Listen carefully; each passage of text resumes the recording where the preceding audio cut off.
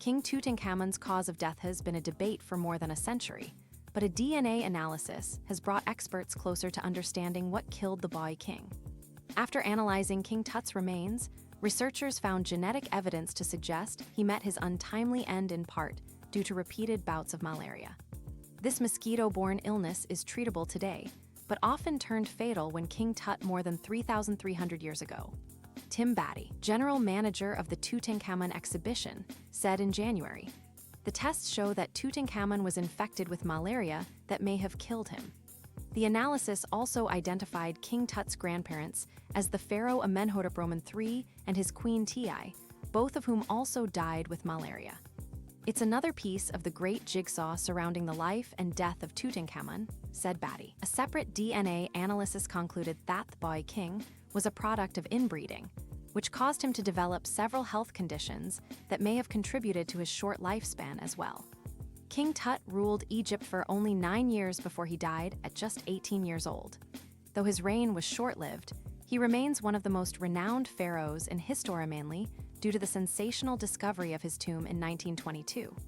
That dig, conducted by British archaeologist Howard Carter, unearthed the boy king's nearly intact remains along with more than 5,000 artifacts.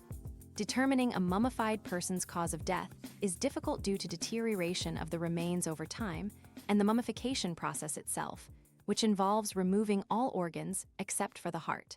But DNA can reveal clues about a mummified person's health history. The study, conducted from the National Research Center, Cairo University's Faculty of Medicine, and 2 German DNA specialists. The team took tissue samples from the several mummified remains in 2000 and announced the findings. This year, the results suggested that King Tut was the son of the anonymous mummy in tomb KV55 in the Valley of the Kings. His mother, also anonymous, was possibly buried in tomb KV35. Unfortunately, as the mummies in KV55 and KV35 have not been positively identified by conventional archaeological means, they can only be identified by reverse engineering, which may suggest that Tutankhamun's father was the heretic pharaoh Akhenaten, researchers shared.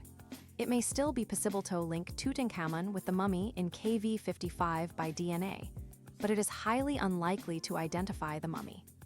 In addition to genetic information on Tut's family connections, the DNA tests have revealed further information such as diseases and inherited problems that may have afflicted Tutankhamun, said Batty. The malaria just adds to the many possible causes of his death. A BBC documentary in 2014, titled Tutankhamun: The Truth Uncovered, also resurfaced, focusing on a DNA analysis that determined King Tut's parents were siblings. Experts have long believed that King Tut was the son of the pharaoh Akhenaten, who is best known for replacing Egypt's polytheistic religion with a monotheistic faith that worshipped the sun god Aten. His mother's identity is still a subject of debate, but scholars generally agree that it is either Queen Nefertiti, Akhenaten's primary wife, Queen Kia, one of his sister wives, or a lesser-known character known as the Younger Lady. The Younger Lady is a mummy that was found buried in the Valley of the Kings in 1898. Experts are still unsure of her true identity, but DNA analysis of her remains suggested that she could be King Tut's mother and Akhenaten's biological sister. They turned out that they are brother and sister, which was a big surprise for us. A lot of incest happened.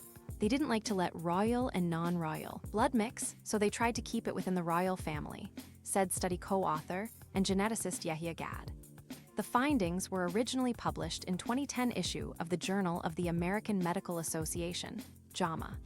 The researchers came to this unexpected conclusion after analyzing the DNA of 11 mummies believed to be related to King Tut.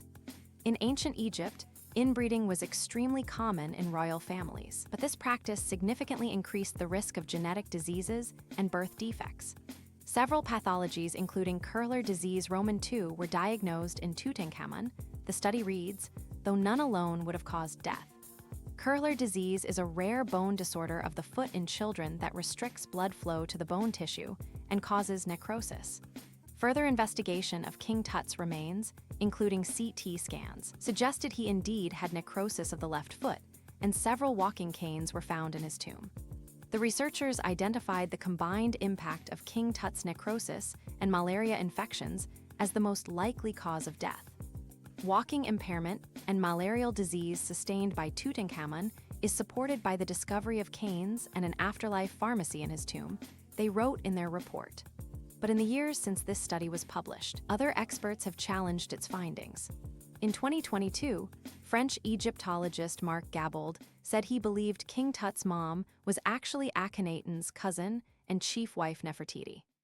Referencing the 2010 study during a talk at Harvard University, Gabold said the genetic overlap between King Tut's parents does not necessarily mean they were brother and sister. It could also have resulted from 3 back-to-back generations of marriage between first cousins, he explained. The consequence of that is that the DNA of the 3rd generation between cousins looks like the DNA between a brother and sister, Gabold said, according to Live Science.